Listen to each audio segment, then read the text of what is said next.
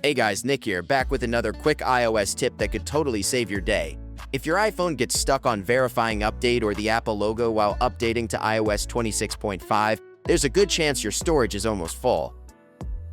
Just like my iPhone here, I barely had any free space left. So today, I'm going to show you a few ways to successfully update your iPhone even when you're low on storage and keep your device running smoothly.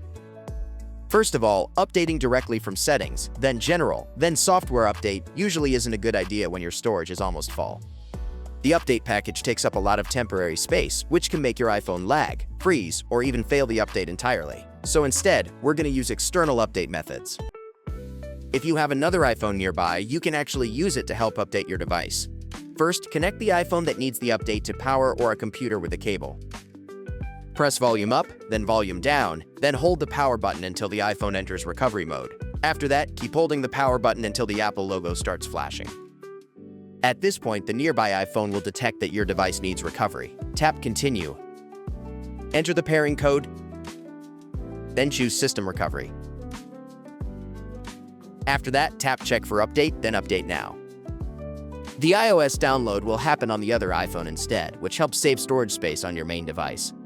If updating with another iPhone doesn't work, you can also update using a computer. Just connect your iPhone to your Mac, open Finder, and once your device is detected, click Check for Update. Then select Download and Update. You'll see the iOS 26.5 download progress bar on your Mac, while the update gets installed directly onto your iPhone afterward.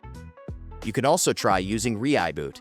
Connect your iPhone to the computer, open ReiBoot, and choose iOS Upgrade. You'll see multiple available firmware versions, including beta versions. Select iOS 26.5, then click Download. The firmware package will be downloaded directly onto your computer, and once it's finished, the update will install on your iPhone automatically.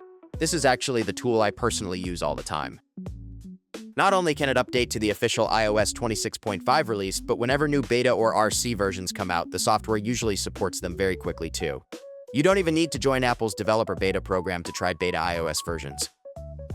So if you want early access to something like the iOS 27 beta after WWDC, this is honestly a pretty solid option. I'll put the download link in the description below. And finally, no matter which method you use, you should still leave at least around 8 GB of free storage on your iPhone so the firmware can install properly. If you found this tutorial helpful, don't forget to hit the like button and subscribe for more iOS updates. I'm Mick, and I'll see you in the next one.